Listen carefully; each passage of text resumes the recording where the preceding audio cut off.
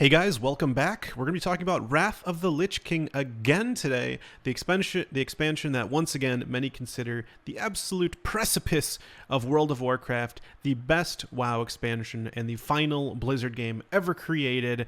And of course, we're going to be talking about healers, the best healing classes, the best healing specs in Wrath of the Lich King. Now, our rankings that we will consider the following: healing per second, shielding, healing over time, or HOTS, and the utility provided for the raid. I'm going to go through all 5 healing specs so you can learn about them, and at the end we will rank them S through D, and of course timestamps throughout for your convenience. So let's first talk about the Discipline Priest.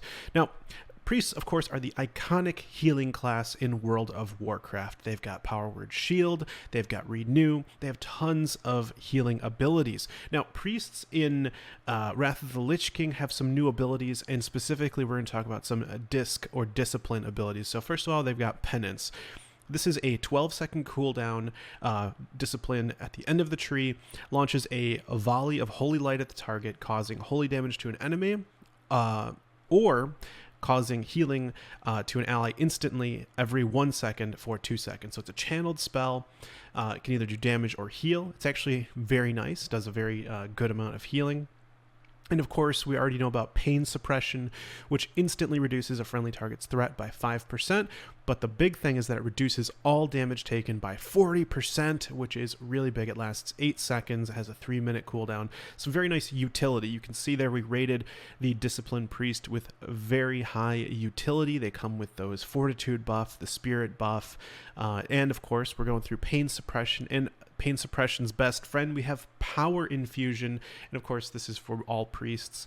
Actually, I'm sorry, this is just for Disc Priest. Power Infusion is in the Discipline tree, just like it's in, just like Pain Suppression is as well. So Power Infusion infuses the target with power, increasing spellcasting speed by 20% and reducing the mana cost of all spells by 20%. So again, very nice utility. This is going to be casted on probably like a Fire Mage in Wrath of the Lich King. Just going to want to make them go bananas, going crazy damage. Okay, another one that's really great in the Discipline tree is Renewed Hope. This increases the critical effect chance of your Flash Heal, Greater Heal, and Penance spells by 4% on targets afflicted by the Weakened Soul effect. So you can see kind of how Discipline Priests are going to be playing. Lots of Power Word Shield, and of course, once you cast Power Word Shield on someone, they get that Weakened Soul effect. The talent continues. You have a 100% chance to reduce all damage taken by 3% for 1 minute to all friendly party and raid targets when you cast Power Word Shield. So, and it does have a 15-second cooldown. So you can see how the Discipline Priest is going to be using lots of Power Word Shields in raiding and parties. You can see shielding, they are the absolute best. When it comes to absorption metrics, Discipline Priests are going to absorb the most damage. See, they may not have the highest healing per second, but they're absolutely all about that absorption. Let's talk about Rapture, another amazing Discipline talent. When your Power Word Shield is completely absorbed or dispelled, you are instantly energized with 2.5% of your total mana and have a 100% chance to energize your shielded target with 2% mana, 8 rage, 16 energy, or 32 runic power. So you can see there is more utility, even more utility, for the Discipline Priest, helping out pretty much any class by putting on those Power Word Shields, giving the whole raid sort of infused with more resources. So Rapture, an incredible talent for the Discipline Priest. Also, I want to talk about Grace, which gives your healing spells, some of them at least, a 100% chance to bless the target with Grace, increasing all healing received from the priest by 3%. Stacks up to 3 times, so that's 9%, almost 10% bonus healing. Now, Divine Aegis is another protective shield that Discipline Priests have. Critical heals will create this shield on the target, absorbing 30% of the amount healed. It lasts 12 seconds. So, Discipline Priests, absorption is the name of the game for them. They are all about absorbing things. Of course, they do have some other abilities, but these are really the Discipline Priest specific things. Okay. We're going to move on to the Holy Priest, okay? So the big one here, what makes Holy really stand out is Guardian Spirit. This is at the end of the Holy Tree. You call upon a guardian spirit to watch over the friendly target. The spirit increases the healing received by the target by 40% and also prevents the target from dying by sacrificing itself. This sacrifice terminates the effect, but heals the target of 50% of their maximum health. This is a raid wipe protection, essentially. It's fantastic. Some fights are going to call for this, like you're just going to need to have a holy priest with guardian spirit, so the utility's there absolutely. And this is amazing, 40% increased healing. I mean, that's absurd. It has a 3-minute cooldown. It only lasts 10 seconds, so you have to have some anticipation, some gamer skills going on there, but a very, very good ability. Now, of course, many people consider Holy Priest to be the king of AoE heals. That is in part due to Circle of Healing. This is a talent which heals up to 5 friendly party or raid members within 15 yards of the target for a certain amount, which is very good. And then, of course, what makes Holy Priest really stand out and very necessary, I would say, is Inspiration. This is a talent which reduces your target's physical damage taken by 10% for 15 seconds after basically getting a critical heal on any of your healing abilities. So that is a amazing talent, of course, that 10% physical damage reduction. So priests, very good in general. They've got lots and lots of utility and good abilities to bring to the raid. Okay, let's talk about Resto Shaman. Now, if you watched my other video, the DPS guide, it didn't look like Shamans were very good. Well, that changes right here, right now. Resto Shamans are very, very good. Let's talk about it. So they are an incredible healing class. They bring tons of utility. See that bottom bar? It is maxed out. And that's because of totems, such as you've got Mana Spring, Wrath of Air, Wind Fury, Healing Stream, Mana Tide, all of these amazing totems, of course. And they can also all be cast at the same time in one GCD, now in Wrath of the Lich King. Shamans can also now decurse in Wrath of the Lich King with the Cleanse Spirit talent in the Restro tree. That's going to remove a curse, disease, and a poison. They've got a decent shielding ability, which is Earth Shield. Not technically absorbing anything, but it is considered a shield. I don't know if that counts. I don't know. You can decide on that one. Ancestral Awakening is another talent which provides some passive raid healing. Very, very nice. So Shamans actually have they already kind of had it in TBC, but even more raid healing. And then, of course, they also have a 10% physical damage reduction buff talent in the Resto tree called Ancestral Healing after you critically heal.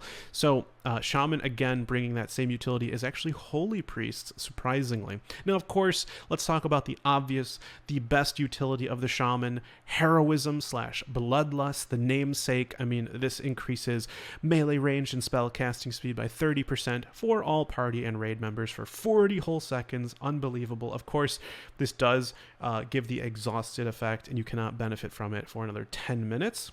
Keeping that in mind. But really the big thing from Resto Shamans that I personally am very much looking forward to is having an enchant, an enhancement for your weapon. Now, typically in TBC, there was only like Flame Tongue or Wind Fury or Rock Biter, right? These are all DPS weapon enchants. Well, Earth Living Weapon is the new Resto-specific weapon enhancement, which imbues the Shaman's weapon with Earthen Life. It increases healing done by 150, and each heal has a 20% chance to proc Earth Living on the target, healing an additional 652 over 12 seconds. The imbue lasts for 30 minutes. Okay.